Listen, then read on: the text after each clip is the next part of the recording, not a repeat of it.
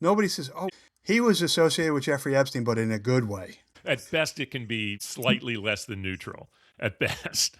Poor judgment is going to work its way into your obituary. Right. We are going to have to do a whole bit on that because there are a lot of people.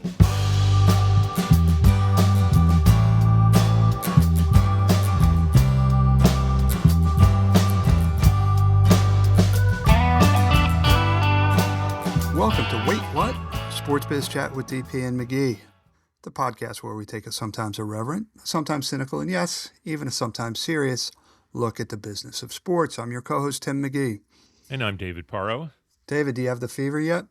Super Bowl fever I'm talking about. I definitely have Super Bowl fever, even though I really do not care about either team that much. It's Super Bowl fever time. Yeah. It's in terms of humble brags, it's the busiest week of the year. People talking about, all the people they've seen and hung out with at Super Bowl, but I'm not jealous. Yeah. Listen, we're once we get the adequate spot for our production on Radio Row, then we're there. But they've been trying to pigeonhole us in too tight a spot, and it just hasn't been worth it. So you're leaving the weekend for Super Bowl 72 open, I see. Right. Yeah. What's on your mind? Well, we're going to get to some Super Bowl predictions at some point in this show, but I want to start with the winter games coming off of last week's episode where we had that just, I think, wonderful, funny conversation with 𝘵𝘵𝘠𝗪. What a great guy. And talk about a few things related to the winter games, which also are starting on Friday, which is pretty crazy. It just snuck up on us, didn't it? And speaking of 𝘵𝘵𝘠𝗪 and luge, I did want to start with the fact that I just thought the timing was so wild that SNL had a great bit picking up off of the NBC promos for the games, and they used three sports. I think ice skating with Chloe Fineman, maybe snowboarding with Marcelo Hernandez, and then with a new cast member, Kate Wickline, I think her name is. She was a luger, and she was a reluctant luger. But we talked to 𝘵𝘵𝘠𝗪 so much about how he came to the sport, and it was just really funny, kind of like the fear and the terrifying nature of how fast they're going, and that they're just kind of sent down on this sheet of ice. Anyway, I thought it was funny, and I think hopefully a great promo for luge.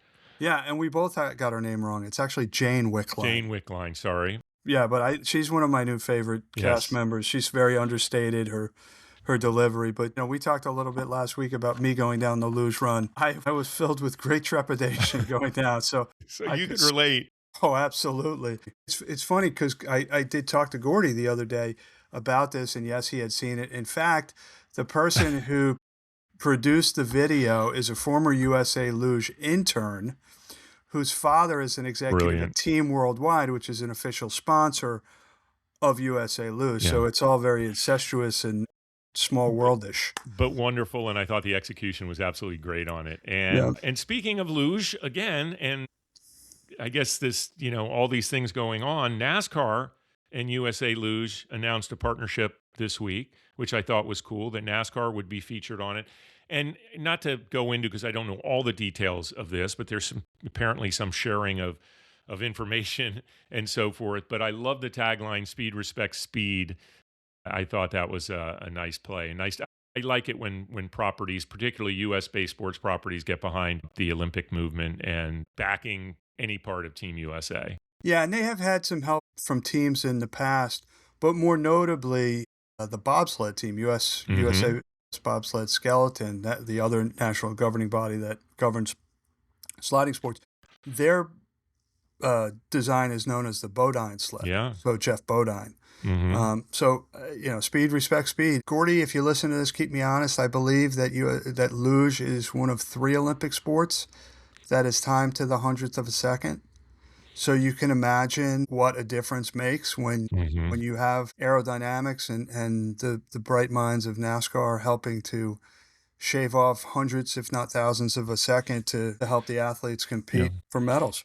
And on a more serious note, and speaking of ice, three national governing bodies that had built a private hospitality space that was originally called Ice House. They decided it was in their best interest to change the name. I laughed at that because I'm working with a friend of mine by the name of 𝘵𝘵𝗶𝗏𝗂, who's in the Cornell Hall of Fame. He's a fantastic lacrosse player. He retired, but he and some other lacrosse guys run a lacrosse company here in New Jersey called Trilogy Lacrosse, and they run youth tournaments around the Northeast throughout the summer. We basically had to rebrand the whole property because one of their tournaments was called Turning Point, which is Charlie Kirk's organization. And then they had a program for ICE, and I can't for the life of me remember me what the acronym ICE stood for, but they got rid of that and then renamed it to the National Development Program.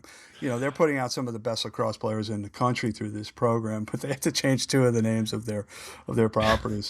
Well, just so everyone knows, if they are looking for it on site, it is now Winter House. Yes, yeah. And I said to my friend Mitch, I go, well, good thing you didn't have the KKK tournament. And I don't mean to continue going on, so you can jump in on this, but I guess in a related story, since hockey is part of the games, the sport of ice hockey is part of the Winter Games, that I think it's time we talked about heated rivalry and its impact on, I guess, the zeitgeist of it certainly culture. has certainly broken through. I have not watched it yet, so I can't speak from personal experience of what the show is like, but I do know that it has resonated and has and Commissioner Bettman has noted that it has brought in new fans to the sport. So for some of you who don't know, Heated Rivalry is a Netflix series. Is it Netflix? No, it's on HBO Max. HBO Max, okay. But it is about two gay junior level hockey players who commence a relationship, if I understand correctly. Well, you're close. I haven't seen the entire series, but I have seen several episodes. And it's a romance novel focused on a gay relationship between hockey players. And these hockey players elevate to the international level and are actually playing in a pseudo NHL. They meet as they're before at least in the series version of it. It is based on a series of books, actually. And one of the players, who's Russian, gets drafted, either one or two, ends up playing on the Boston team, and one who is Canadian ends up playing on the Montreal team, which was a family favorite team. And they're about to go to the Sochi Olympics, actually. That's where it stopped for me, so I haven't gotten past that. And then they introduce another character who is gay as well, that plays for the New York team. So yeah, there's no doubt it has had that impact. And part of the reason I thought it was important for us to finally talk about it, because we've certainly spent our fair share of time talking about the impact that Drive to Survive has had on Formula One and the viewership. So StubHub has spoken about, searches for hockey tickets kind of going off the chart since this, casual fans that haven't followed the sport looking into it. It's also, I don't think we can cover this without also talking about, it's been a little interesting in this era that we are in now, where there is somewhat of a movement, not somewhat, there is a movement against some of the DEI efforts that were so pronounced several years ago, that have done away with their Pride Night or moved to more of a hockey is for everyone type of all lives matter, if you will, approach to that. And certainly the teams and the players have their choice whether they're going to respect that. But it seems to me to be kind of interesting, given that this series has helped fuel interest in the sport, and particularly the NHL, while some teams are walking away from Pride Night. Yeah, it's sort of like Drive to Survive and Travis Kelce and Taylor Swift got married and their kid was Heated Rivalry, right? So it's the sports angle, but it's also the how do we attract a non-traditional fan into our ecosystem. And I don't think the NHL was formally involved in the show, if I'm not mistaken. But no marks, no official marks. Yeah, but they are certainly reaping the benefits of it. I don't teach it anymore. I used to have my kids do a case study on the WNBA, because the WNBA was the first league that specifically targeted the LGBTQ community to attract new fans. What they found was a lot of members of that community were coming to the games anyway without being actively sought after as fans. But more importantly, what they found was that audience, the LGBTQ audience, over-indexed in terms of household income, education level, all of the things that a marketer or a sports organization looks for in its audience members. And so then they made the concerted effort. This was probably going back 10, 15 years ago. I wouldn't be surprised if the NHL starts to make a more concerted effort to attract that audience, because you have to grow your audience, and you can't, if you are exclusive as opposed to inclusive, and I'm not talking about DEI initiatives, I'm just talking about in general who you're as a league want to have as big a tent as possible, right? You want to attract as many fans as you can. Well, I think what would be interesting to follow is are there interests that would see that as continued DEI effort, and we know that there are communications going out to companies that have actively participated in what are openly DEI type of efforts to say that you may be in violation of certain rules and regulations that are now somehow established. So I agree with you. It's just a marketing decision, right? We're going to market to It's a business, to a certain audience. Yeah, listen, we try not to get political on the show.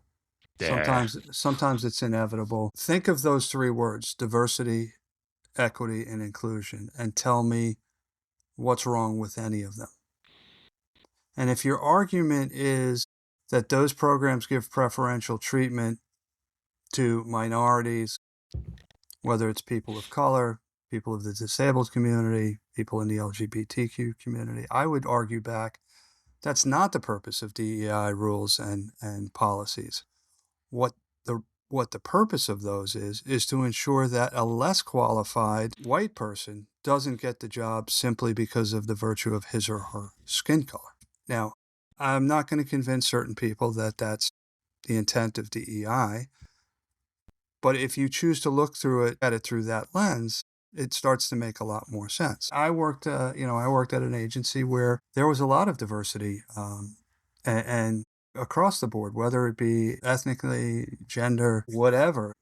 Really enjoyed being in meetings with those people simply because you got such a varied perspective on trying to solve our clients' business problems. So I'm a big fan of it. I've seen it work extremely well. We took on Olympic-related stuff there for a bit there. So what do you have? You know that now that the season over is, I am a Jet fan again because they are undefeated for the 2027 or 2026 season. And as a Jets fan, I am not a very big fan of the New England Patriots. But I do believe what happened in the most recent Hall of Fame voting, where Bill Belichick was kept out, some say as a form of punishment for Deflategate and Spygate, I just think it's absolutely a travesty that this guy was kept out of the NFL Hall or the Pro Football Hall of Fame. They are not formally connected to the NFL, but they are the Pro Football Hall of Fame. And Robert Kraft, who I don't think anybody can argue his success as an owner, 6 Super Bowl championships. Now he's back very quickly. So, look, for example, at the Chicago Bulls and the success or lack thereof that they've had since Michael Jordan retired all those years ago. Now compare those to the New England Patriots, where you lose Belichick and Brady and come back in 5 years, and now you're playing in the biggest game in the world. I'm trying to figure out who or what is the most to blame in this situation. Apparently, 11 people didn't vote for Belichick. I'll focus on Belichick for a minute. But you're part of a voting committee for awards, so maybe you get this stuff a little better. But the way I understand it is that in the category that Belichick was in consideration for is also the former player, like the former player that is, has retired years and years and years ago. And there were 3 players, I think, in that, Belichick and Kraft. So it was kind of a combined category of former players, long since passed when they played, owner and coach. And the voters could vote for 3 of those 5, I guess. And it looks like 𝘚𝘵 Greenwood and whoever the other players were are getting into the Hall of Fame, maybe. Obviously, Belichick and Kraft both deserve to be in there. But I don't even get why a coach and an owner are in the same category. I really don't. Yeah, if you think about it, there should be, there should be a contributor, there should be an owner, there should be a coach, and there should be players. Yeah, or if a coach is like a special contributor, someone that's made the game better, obviously has had success. Because I don't think an owner necessarily should be judged just on whether or not his team wins. Clearly, Kraft has been a successful owner in that regard. But he's also the number one or number two most powerful owner in the game, right? Would Yeah. you say with Jerry Jones? Yeah, no, I would say so. I'm trying to think anybody else, maybe in the past, Maybe the Hunt family has gotten, yeah, is pretty serious, but they play in a smaller market. Kraft is tight with every power broker that touches the NFL. I think it's absurd. And I don't know if in fact this was punishment and it was sort of collusion among voters.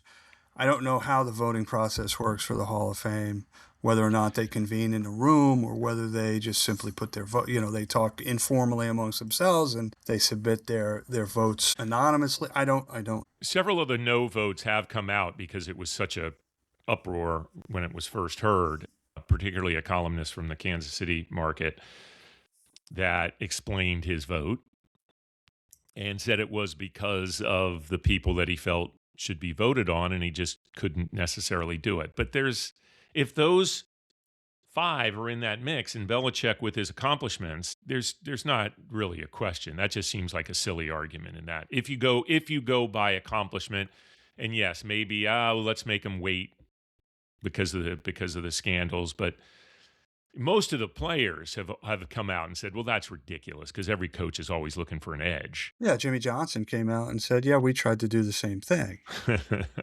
Right. I mean, he's no longer in the fraternity, so he doesn't have to suffer any repercussions. He's already in the Pro Football Hall of Fame. But the fact of the matter is that, and I'm not condoning what Belichick did, but, would they have won fewer than 6 Super Bowls if he hadn't tried that?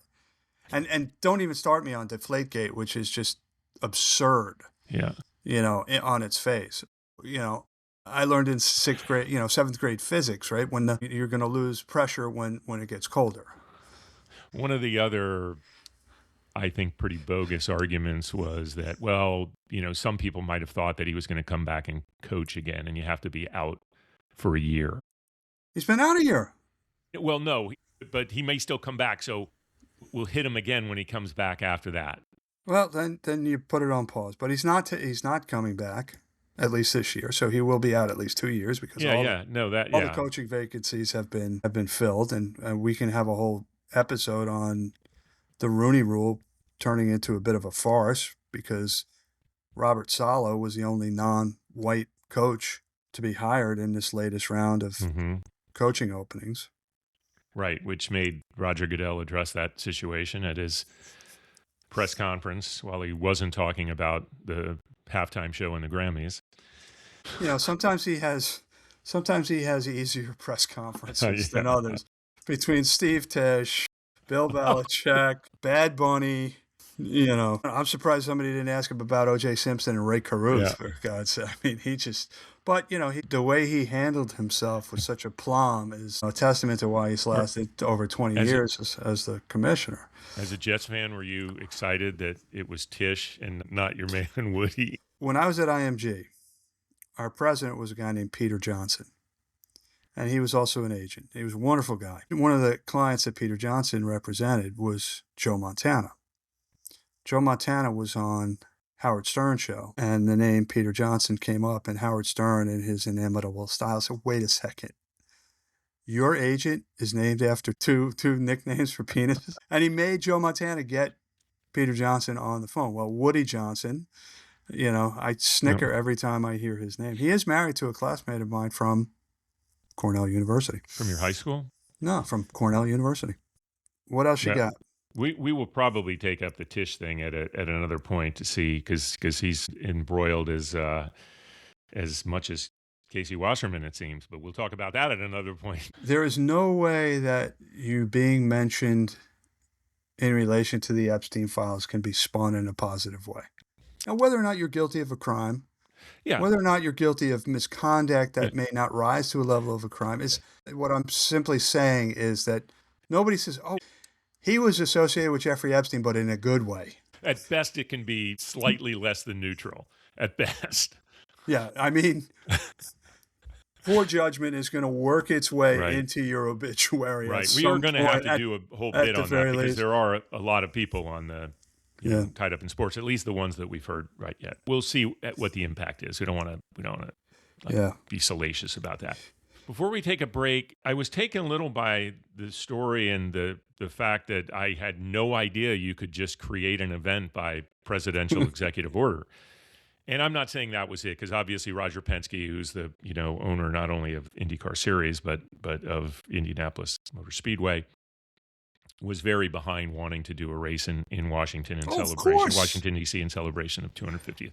But to do it with this little timing and planning behind it, and to have to do acts of Congress just to get the sponsorship enabled, and having to at the last minute involve Monumental, which of course owns the Caps and the Wizards, to help sell. You've got the National Trust for the Mall, which controls the area around the mall, which is no doubt going to be. It was just so poorly conceived. But I guess my point is, had we known that, would we have not just gone that direction, earlier in our career, and said, "Make this event for me.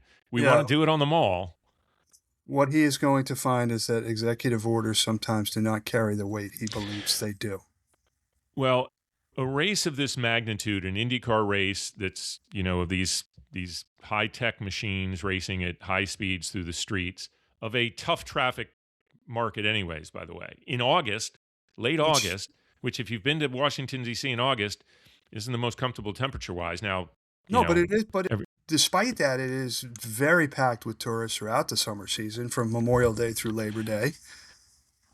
And they've announced it as free, though, which I don't know how they're gonna make that happen. They've announced it. I mean, the Secretary of the Interior. Sean Duffy is apparently involved. The Secretary of Transportation. What happens when people stop being polite and start getting real? In the words of my late great friend Tim Mulligan, I call bullshit on this one. I know that some of the drivers have come out very excited about it. I am interested to follow this to see where the course is going to be. Will they be able to race down Constitution and all those things? It's not going to happen. So you're saying it's not going to happen? It's too soon. It's 6 months. It's 6 months. Think about, we should have, our friend That's why the American electorate voted for a builder. I give you credit for keeping a straight face for most of that, Com. Well, we should have our friend who ran the Chicago street race on, who can tell us 150 believe me, reasons. I've been thinking about Julie on that, and whether who they're going to hire to put in charge of running that thing, because it's got to be someone that knows how to run a street race in a major city. And DC has a great public. People like to rave about the Metro. But it's fairly old system, and it doesn't cover that much of the city yet. Still, I compare everything to New York City, which covers every or London square inch, or London. Yeah, it's more of a spoken wheel type situation. Correct. Yeah.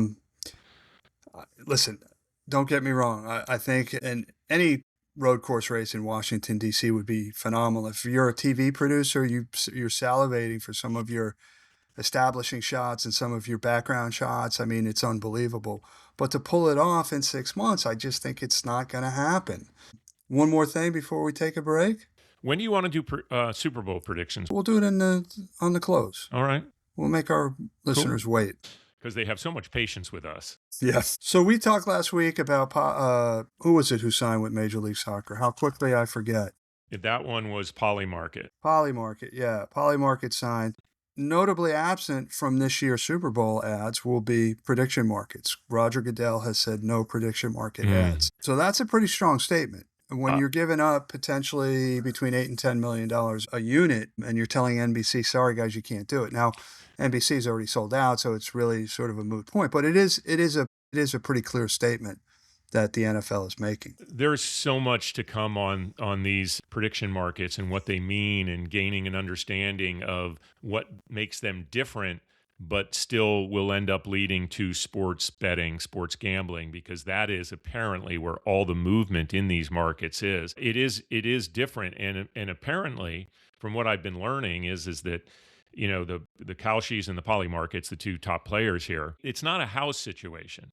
So they can't lose, because to place a bet or a prediction, it's just a market that's established. It's an event that's established, and there's one side of it and the other side of it. You don't get in if there's not another side of it. So it's just, and they're just probably taking the cut, right?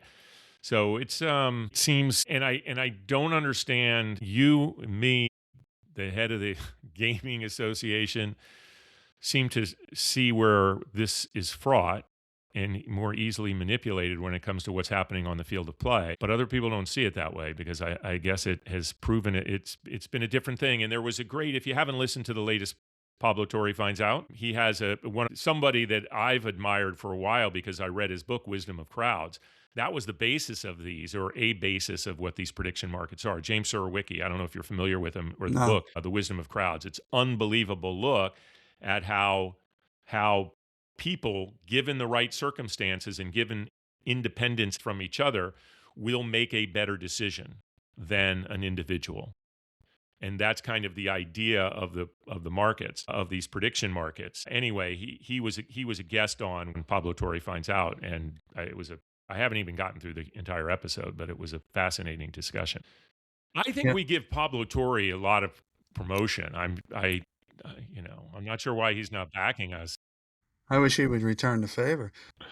You and I have been around this market long enough, or this business long enough, to remember when the Houston Astros took money from Enron, when a bunch of Major League Baseball teams took money from a company called Sponge Tech. Right? These were companies that were scams at their base. They were running fraudulent business, and Sponge Tech in particular left significant number of teams high and dry when it came to paying their sponsorship fees. Now, I'm not saying that these guys won't, but I do think that the potential for scandal is just, to me, would be prohibitively high to take the risk. Yeah. That's just me. All right. What do you say? We take a break? Let's do it. It's time for our guest. We have a guest that I personally am really excited to have on. I would not be exaggerating to say he's a hero of mine in the sports marketing industry. Brandon Steiner is a self-described serial entrepreneur, but I think that really understates what he has done for the sports industry. He has, in effect, created the sports memorabilia industry when he launched Steiner Sports. He is still very active in the collectibles and memorabilia space, and we are excited to have him. Brandon, thank you for joining us. Well, thanks. Appreciate it. Appreciate everybody that supported me at Steiner. Now it's Collectible Exchange. It's a marketplace which is probably about 10 times the size of Steiner now, which is unbelievable how it's taken off. And just so grateful to be able to stay in something that I love and making sure that fans, customers like it and getting in the stuff that they want, getting them closer to the game, stuff like that. But so it's nice to be here today, and it's been amazing. I'm almost 40 years in on this business. It's crazy.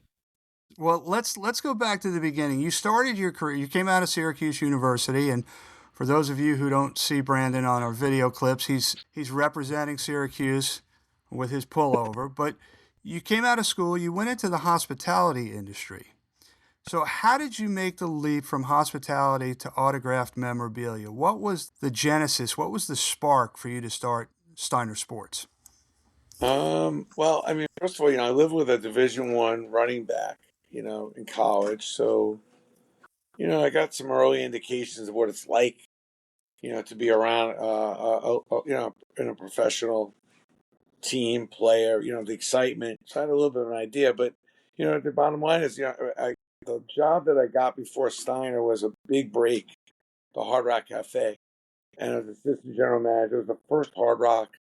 The two owners had split up. One opened up, one in LA, one in New York. I mean, now everybody knows them all over our hotels, and it's a chain. But back then, there was only two of them. So that was a big break. But I always thought the Hard Rock would be much cooler, but with a sports theme. And there were no satellites, no cable back then. So doing a sports theme restaurant probably didn't really make sense, but that's how I saw it. And I ended up opening up one of the first sports bars, one of the first electronic ones. Only two sports bars in 1984. So when I opened up this sports bar with a guy named Billy Rose, who's a limited partner of the Yankees, a lot of athletes came in, and that's kind of how the connection got made. I was doing everything I saw work at the Hard Rock, and I kind of put my own spin on it with sports. And it worked. And I met a tremendous amount of sports people at a time when the sports business wasn't that big. We were looking at 1985, 84. And when I couldn't open up my own place, which would have been like an ESPN Zone, that's the vision I had before ESPN Zone opened up. I had that idea of opening up an interactive sports bar with games and Pop-A-Shot and a hockey rink. I decided to open up a marketing company because all the players would come in and people started calling me, can you get this player? Can you notify that player? You know, my Rolodex, back in the day, the thing you held all the business cards on, was unbelievable. I had so many players' phone numbers and everything else. So I just decided to figure out a way to help the players. I've written 4 books, and the first 2 really elaborate. And if anybody's listening, if you email me at brandonsteiner1981@gmail, I'll send you a free copy of the book. Because it really elaborates the detail. Like, most people want to, they want to look at the view, but they don't really want to get into the climb. They want to do what I'm doing, but they don't want to do what I did. It's like, it was a steep climb. I mean, it wasn't like snap, crackle, pop. But right now, there's an easy entry point into sports marketing, so to speak.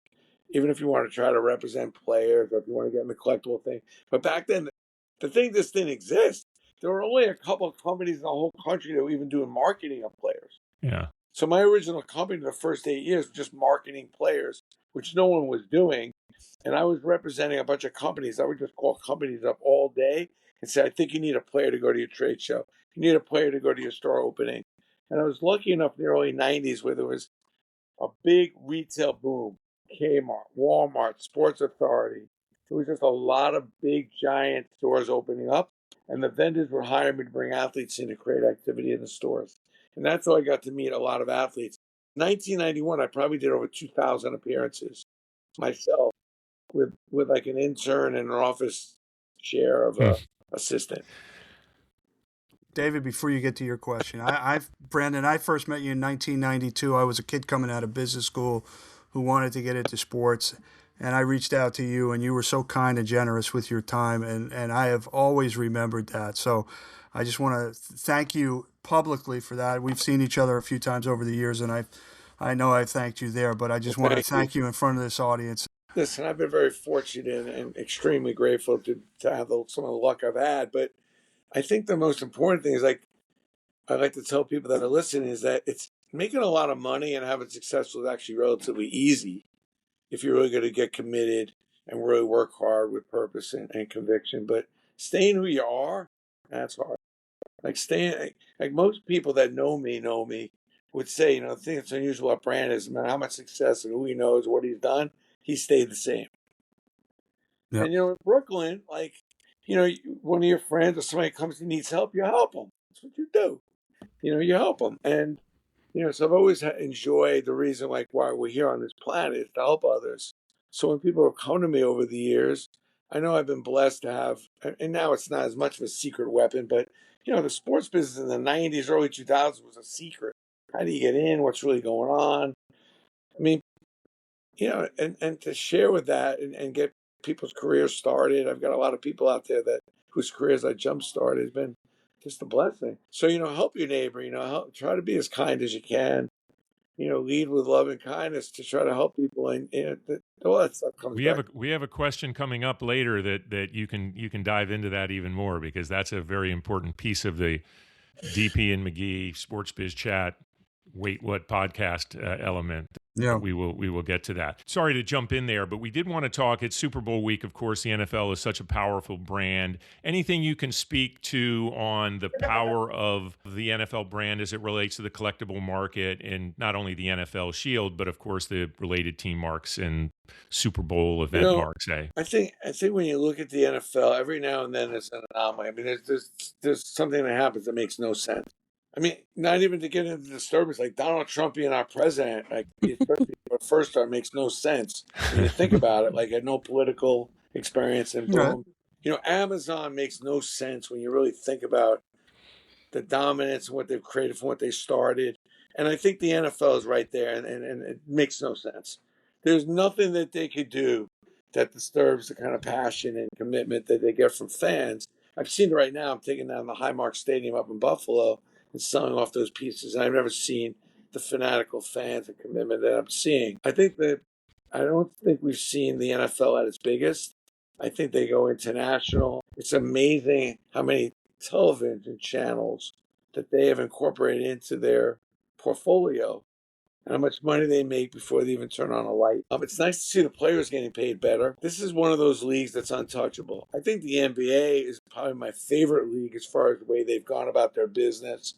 Solid growth. They've gotten their players completely on the same page. You rarely see NBA players. I'm not saying completely, but you don't see a lot of NBA players in trouble. The teams do a great job in their marketing. The players are pretty well buttoned up as far as they're in sync with what the league wants to do. They got a great relationship with the union, and they're going to go global. And they are neck and neck, but it's very difficult. The NFL owns one of the days a week for like 7 months. That's pretty incredible. The NBA doesn't have that same dominance, but I think they have a better chance when they go international of being successful than the NFL. Interesting. You were very successful at Steiner Sports. 2,000 appearances in a single year is unbelievable by any measure. What went into your decision to sell Steiner Sports to Omnicom in, I think it was 2000? And what was it like working for one of those big holding companies after having been on your own for so long?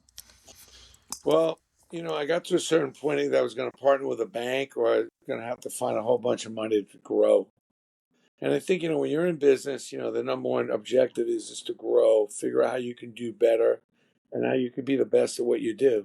And I didn't think I was going to be able to do that on my own, given some of the circumstances, particularly inventory, receivables. I was trying to do business with some big companies, and the receivables get big, and the inventory was starting to get large.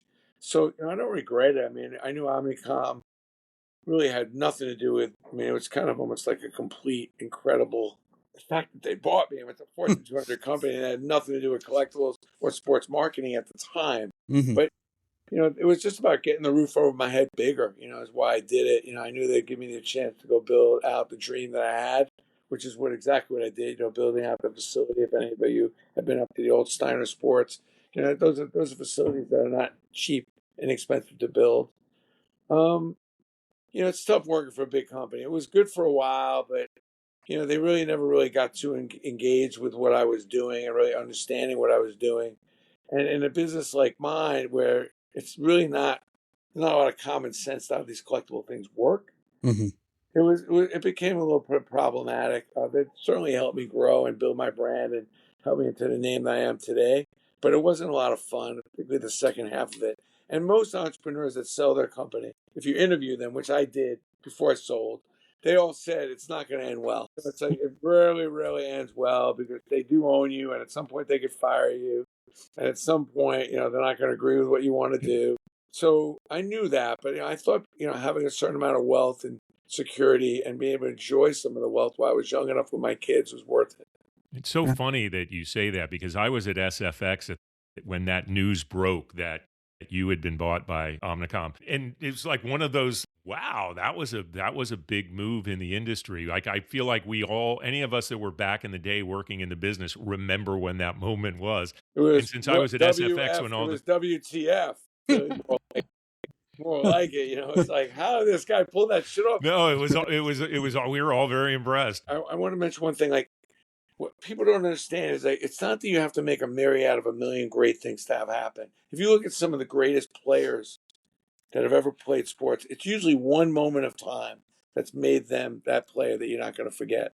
Yeah. And I tell salespeople all the time, all you have to do is make one great sale. One. And on that day when I went up to Madison Avenue to talk to Omnicom, I was in a zone. I felt it. I had the dream. I had no plan, by the way. But I went in there. I just got in a zone, and I had a clear picture of what I dreamt of that I thought my company could be one day. Granted, I have no freaking idea what I was talking about. No idea. But I really had this complete dream and vision about what I think maybe it could be. And I had indication based on a few really successful things that already happened that maybe that could happen. And those guys bought in and they believed me. Any major points of differentiation you would say between the collectible exchange and Steiner Sports?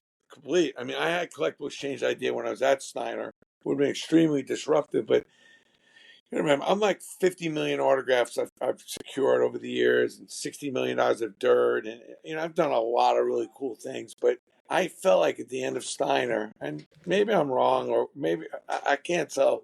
At that time, I just felt like we were just cranking out autographs by the thousands. And I just felt like, where are all those people going to sell all this stuff? Where's it all going? I don't think the kind of customers we had at the right place was eBay, although I'm a fan of eBay now, but I'm not sure if you have a big collection, selling it or trading it and trading up would be eBay. So I felt like we had built up a strong enough name where an exchange would be appropriate. Where if somebody was dying or they needed a downsize, they would need a place to go. And that's collectible exchange is that vault. It's a place where players, people that got used collections, especially in the baby boomers, we threw out nothing. And I felt like there was an opportunity to have a place where people could bring their collections. We could sell the stuff off with a little dignity and class, as opposed to these auction platforms where they were just trying to blow the stuff up. Sometimes you got pennies on the dollar, unless you had something really proprietary. And I think I've guessed right. I mean, again, another situation where I got into it, so I was thinking of retiring, then I start this company, because I have this idea in my head, no idea what I'm doing, but I'm going to do it anyway. So screw it, I'm going to do it. I figured if I don't do it, no one's going to do it. It's another big premise of mine, which is I felt like that way at Steiner on a whole bunch of things. Like, if I don't go do this, no one's going to do it. And you have to, if you're going to lead an industry, do things for the common good, not really just for your own good, which most leaders in a lot of industries don't get that. It's all about them, their company. But they have to realize if you're leading an industry, you've got to be concerned about the overall welfare of that industry and growing it. And as it grows, you're going to grow. So I always supported competitors that were helping grow the business, knowing that would ultimately help me too.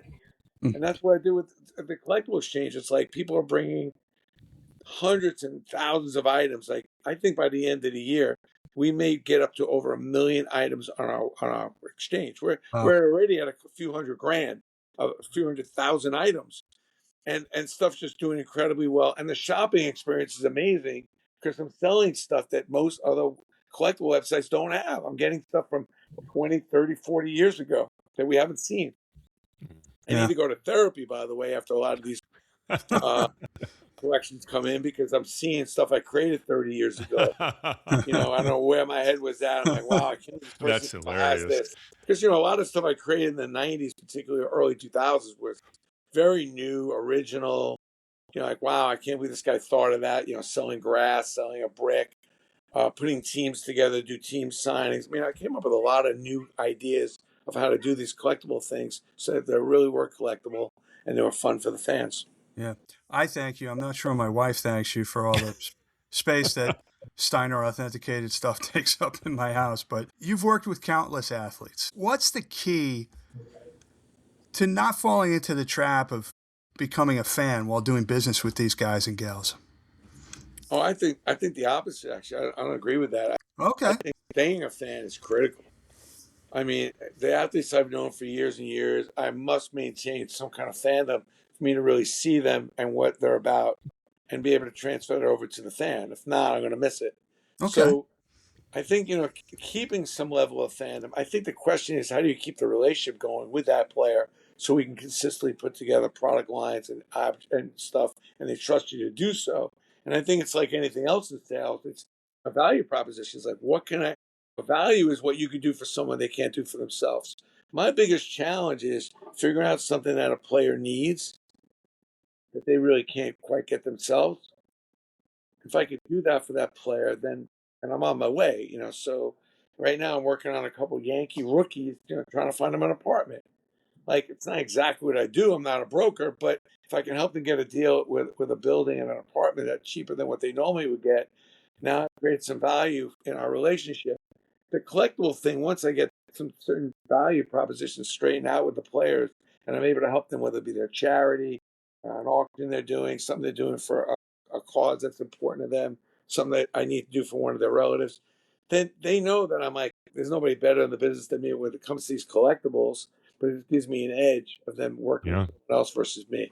We're going to put you on the spot. And I know I've been asked this question, and I'm sure Tim has been as well. And I fear that it may be like asking you, Brandon, which is the favorite of your, children or something. But can you give us a few athletes that you've really enjoyed working with, ones that just stand out in terms of that working relationship? I look at like the relationship I have with athletes to answer that question, similar to how like an athlete would get in the Hall of Fame. Have they changed the game? Like if an athlete's changed the game, maybe they put him in the Hall of Fame. Has this athlete had a profound effect on me to change the way I view my business, help me grow it? That's how I look at my favorites. So, I have to start with Mark Messier, who, first of all, took a big risk on me, when he was really my first guy who really took the big risk. And really Phil Rizzuto was the other one back in around 94. Messier winning the cup, Rizzuto getting into the Hall of Fame, been huge. Mariano Rivera, more from a faith and from just a big name, but also, learning how to do it in a little bit more of an unusual way, not having to take every dollar off the table, but learning how to really, he was the guy who trusted me to go build out his fan base and do things a little bit untraditionally. And he let me do it. Another guy that I'm working with recently, 𝘧𝘢𝘍𝘍𝗲𝗏, who's a young guy, who's really enabled me to understand what it's like to be a young person in the sport of baseball, what it's like to be a rookie, what it's like to play in the minor leagues, and the difficulties. And it reminds me how important it is right from the beginning to build a brand. A lot of players, they just think the most important thing is for them to play well and everything else will work out. And partially that's true, but it's so important when a player is young to be building their brand. I tell the same thing to a kid in high school and college. Like, don't wait till you graduate. You build your brand as early a possible time as you can. I feel like I was building my brand when I was like 12. That was a great punch, a great little, having 𝘧𝘍𝘍 remind me of the fundamental things you need to do on a day-to-day basis to win fans over and create a fan base. Just really important. There have been so many different players. Muhammad Ali was another big one too, man. Just had a profound effect on me. His generosity and his just relentless pursuit to try to help people and connect and engage with people is second to none. And remind me how important it is to get out there. One of the reasons why you'll find me in front of my store at Yankee Stadium and all those years, and just constantly just trying to be out there and being generous. That's kind of what I got from Muhammad. Yeah. Brandon, we typically have two questions that we ask at the end of each interview, but you already answered the first one. How'd you get your start in the business? So we have one more question before we let you go. What is the one piece of advice you have for a young person looking to break into the sports industry in particular, but business in general? I think the most important thing is find your gift. Your gift is like what comes easy to you and hard to most. When people talk, I want to get in the sports business, like, I don't even understand what that means, or any business. Like, what's your gift? Are you good with numbers? Are you good with PR? Are you good with promotion? Are you good with marketing? Are you a back-end person? Are you a technology person? Like, find your gift. And a lot of that gift has already been obvious. Don't worry about whether it makes you money or not. What was the thing that came easy to you all through? That's the only reason to go to college. You realize that you have to take all these stupid classes. Some you hate, some you love. Some you're so scratchy, and why do I even take them? But it's all to help you find your gift, to figure out what you do that comes easy to you, that you could be incredible at, and your brain's not going to connect. Like, I know I'm never playing a music instrument. I tried. It's not ever going to work out for me. And I tell people all the time, I tell young kids, like, find your gift. And behind that gift, when you find a gift, you have an indication that there's something that you do that comes easy. Pour curiosity, which is really another word for a road to growth. Check your level of curiosity and enthusiasm. Enthusiasm, the root word of enthusiasm, is to be with God. So what you need to do is you find your gift, you pour curiosity onto that gift with enthusiasm, with faith. That if you go and deep and do everything you can to be the best at what you can be at that gift, that it'll work out, that God got you covered. And I think you have to have some faith. And a lot of that is looking at something down the road, working your tail off, but also not being able to even know what it's going to be and see it. Because some of the greatest successes, if you talk to people that have had the luck of being successful, they'll tell you they had no idea this was even coming.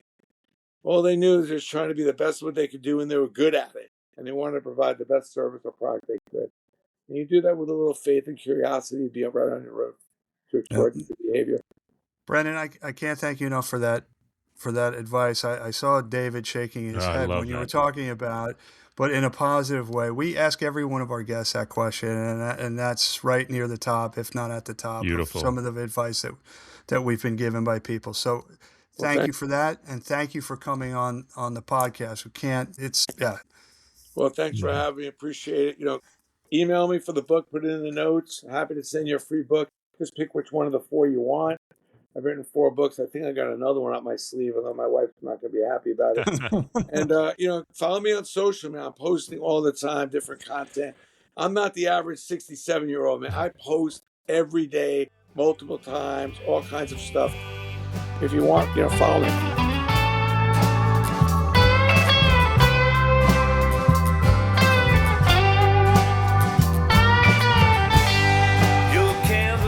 A lot of things covered there, Tim, in the first part of the show, but we are at that final stretch of the show, the time we give shout outs and take a peek ahead, and importantly, make our Super Bowl prediction. So, Tim, what do you have your eye on, though? What do I have my eye on? The Super Bowl, of course. I'm curious to see what kind of numbers that alternative halftime show gets. My sense is it's not going to be very popular at all. We come out of Super Bowl, we go right into Daytona 500. So the Clash was supposed to be this past weekend, but freak snowstorms in Charlotte postponed that until tomorrow. So I'm curious to get back to some racing too. Mm-hmm. A lot of stuff coming up. There's no doubt about that. Yeah, but I know there's one thing, and then the Olympics. Opening ceremonies on Friday, and then Luge starts on Saturday. I'm really looking forward to the hockey tournament. Now that the NHL players are back for the first time in 12 years, I think it's going to be great. Apparently, the rink is ready to go. Yes. But yeah, that's going to be a lot of fun. And the last 2 Winter Olympic Games were not very successful in terms of viewership here in the U.S. There is still a significant time difference. I think it's 6 hours to Milano Cortina. But the way it works now, I think I'm excited. This is going to be the first AI Olympics, right? This is going to be the Olympics where NBC and its networks use AI to really enhance the viewer's experience in terms of what they deliver to customers, in terms of suggestions and things like that, recaps and highlights and things like that. So it's going to be interesting. And I know you've got something which I had, but I had to come up with something else. So what's on your mind? Well, I'm going to start with a shout out, and you talking about the Olympic Games, and that shout out is to 𝘮𝘮 Vaughn, who is at 41 years old, goes into her final competition before going to the Winter Games, and apparently ruptures fully her ACL, but has said she's coming back, that she's planning on competing. And I will just say this. I mean, 𝘮𝘮 Vaughn, she's, I have no idea how she's going to be able to do it. But you cannot say that she is anything other than a badass. So I'm going to be pulling for her just to make it down the hill. And if she does anything better, then she's even more amazing. So as far as anything I'm looking forward to, of course, Super Bowl, always an exciting time. And of course, the Winter Games, which we've talked about quite a bit. From a business story standpoint, this, what's going on with this RSN situation and the teams that were on Main Street, which was the FanDuel Sports Network, all those teams have basically pulled out. It looks like Main Street's going to have to go into bankruptcy. There was no lifeline from DAZN to acquire them and save them. And it just looks like all of the momentum, Tim, is going toward a nationalized RSN, particularly for baseball. We know that Adam Silver wants to do that on the NBA side. But this is significant, and we know the RSN situation is changing and is tough for anyone other than these big market teams that have had long-standing relationships, such as the Dodgers we've talked about recently and their RSN, or the New York situation. Some of this is going to go to the Victory Plus streaming platform. The Dallas Stars started on that. It seems to have proven to be a success. So just continued, I guess, upheaval, but hopefully we're moving towards something that'll be, kind of settle it and move more toward a streaming model in the future. It's just an important story to follow. Yeah, for sure. So, David, this has become an annual tradition. We have a prediction on the Super Bowl, not only who we think is going to win, but what we think the viewership numbers are going to be. I am going to be fully transparent with you because I respect you. I was on the phone with somebody from the NBC research group yesterday, serendipitously. And if that weren't enough, he's a friend of mine by the name of 𝘚𝘵𝗹𝗹𝗲𝗏. He actually came from Nielsen. So I'm going to make my prediction first. Okay. All right. So in the game, I think that the Seahawks are going to win 35-28. All right. That's my prediction on the score. Last year was a record-setting audience. It was 127.7 million viewers. Right. I think we're going to hit 129 million. Okay. A few things. I'm picking Seattle as well. Your total number is over the over-under on it right now. So I'm going a little lower than that. I'm going 24-21 Seattle. Good game. And my prediction is a little higher. And it's, because I don't think the matchup necessarily is the thing that's going to draw to it. But I'm just thinking with all of the continued advancement in big data, I'm going 131.5. Wow, okay. Which is a big leap. So you're not taking into account the Kid Rock factor. It's funny because I put this prediction on before all of the hype around the alternate halftime show, and maybe it will. It shouldn't affect the game numbers. We'll see. It'll be interesting to see. It's not going to, but anyway. And I will make one other prediction. A lot of the same people who say they refuse to watch Bad Bunny will talk on Monday about how bad his show was. Right. Everybody seemed to know what he said at the Grammys. Yeah. But I guess you don't have to watch the show anymore to kind of see all that stuff. I will end the show on the same. Well, end my comment on the same note that I ended an earlier segment, which is I call bullshit on that. Yeah. Okay. Speaking of ending, let's bring this episode to a close. Another huge thanks to Brendan Steiner, founder of the Collectible Exchange. I'm wishing everyone a fantastic Super Bowl Sunday and best of luck in any pools you've entered. Safe travels to fans and sports biz folks on their way to Northern Italy for the Winter Games or Northern California for the Super Bowl. As always, and most importantly, a big thanks to our listeners for spending any amount of time with us each week. Be sure to share, follow, subscribe, engage with us, comment, find out more about us at dpandmcgee.com. Anything, any comments, any engagement, very, very much appreciated. So until next time, I'm DP, he's McGee, and we'll talk soon.